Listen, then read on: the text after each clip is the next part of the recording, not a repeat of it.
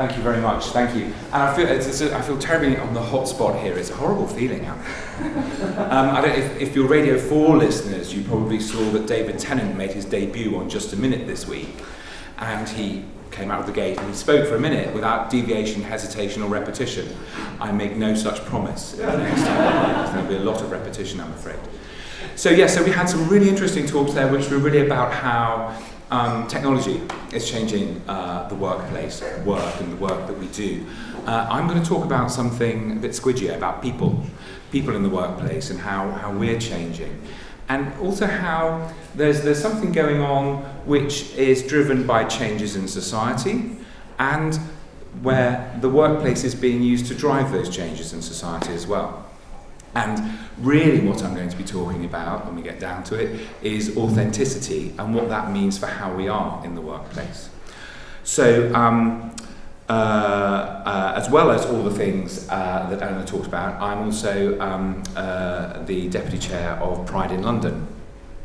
And that's given me fantastic insight into a range of organisations that support Pride and work with Pride, and what they're doing to make LGBT people more happy in the workplace and better, more productive individuals. And this goes back, I suppose, about 10 years or so, where you've got organisations like Stonewall, lots of organisations working to promote the inclusion of ethnic minority people, women, of course. There aren't that many of them here tonight, actually, I note. There's one.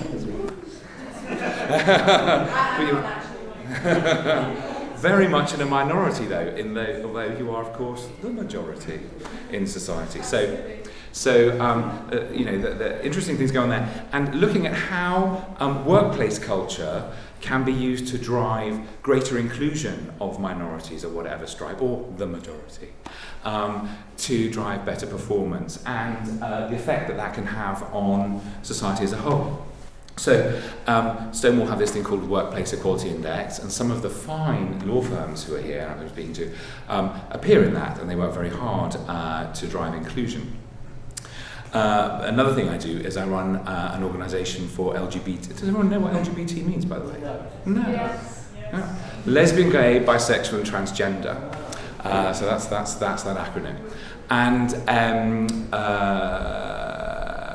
so that's to drive a greater inclusion in the workplace.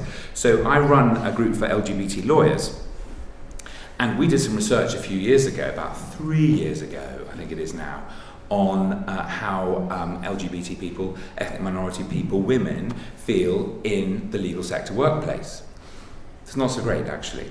Again, I'm accepting those marvellous firms who are here because actually they're performing really, really well, as you would expect of clients of sorts. They're forward-looking, they're progressive.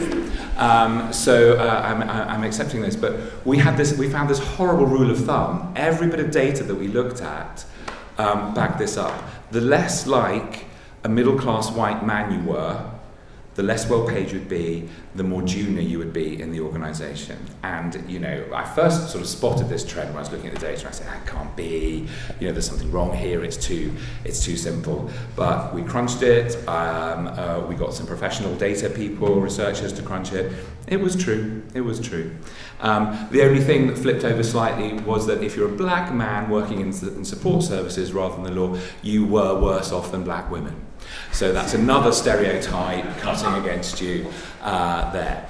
So what? So that was 3 or 4 years ago, and what has been happening for a long time is that a lot of organisations have been looking at why this is, whether this is a good thing. Concluded generally not.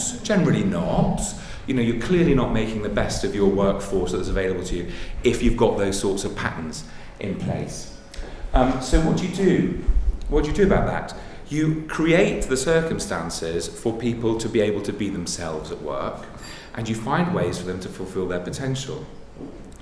And this is what I was talking about, being authentic, and this really is important for the LGBT community because it's a real ball ache for us, because whenever we go to a new place we have to come out.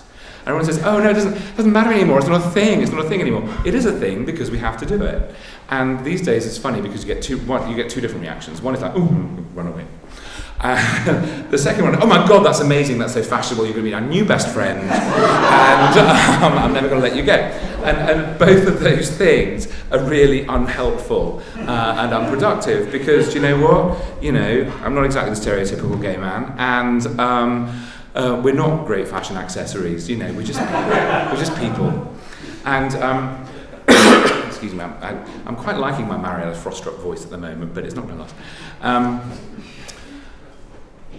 So lots of firms are working really hard to find the things that work against LGBT people, women, ethnic minorities in the workplace, that stops those people rising to the top in the sorts of proportions that would be normal if everything was working smoothly in society. And it's really, really hard. It's really hard. My favourite example actually is from a law firm who's not here tonight, but they've done a lot of work around how women become partners in law firms, and the key to success in law firm becoming partner. And they found that at the moment of selection of partners, the selection panel, which was mostly male, was placing a great weight on rainmaking, bringing in new business. And not just bringing in new business, bringing in new clients, big, shiny, blue chip clients who will give you a lot of money over the years for legal work.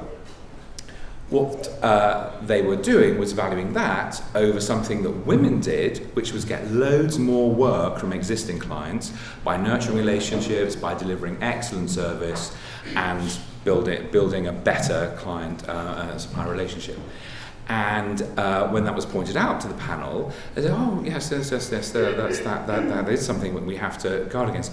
But to actually get to the point where in the next rounds they were challenging that unconscious prejudice in themselves, that extra valuing of the scalp versus the actual cash coming through the door, was a huge amount of work for them to do. And you know, it's a journey. So why do we bother though? Because actually the firms I'm talking about are massively profitable organisations. Probably the organisations you will work in, again, because you're progressive, you must be, because your clients have source, are massively enlightened and profitable enterprises. And, you know, I see a lot of white men here representing those organisations and a few women. So why should you change? What's in it for you? What's in it for the organisation that's already very profitable? Well, I had a really interesting breakfast this morning with a representative of an organisation that is supporting Pride, which again proves how progressive and forward-looking they are.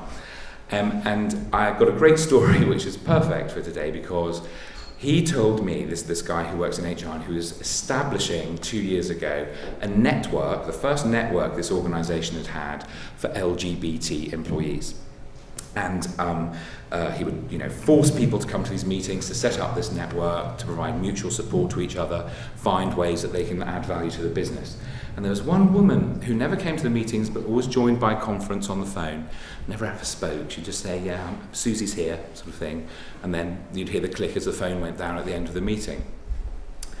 After a while, the guy realised that Susie wasn't, you know, contributing very much, and all the guys who were coming to the meeting were guys, and that was a problem.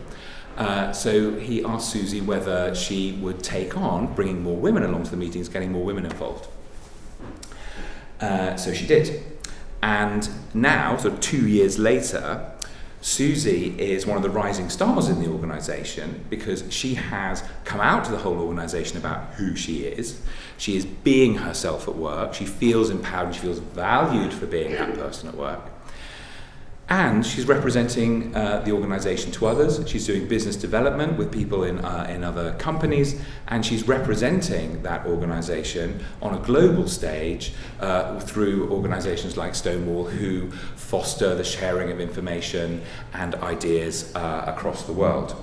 So the value of all of this work, which is going on, as I say, it's drawing on currents in society anyway. We've all recognised the need to be more inclusive, more open, and the value of diversity. And it's driving that as well, because people are putting a lot of effort in the workplace to making sure that the talent of everybody who's there is able to flourish and is able to contribute to those organisations.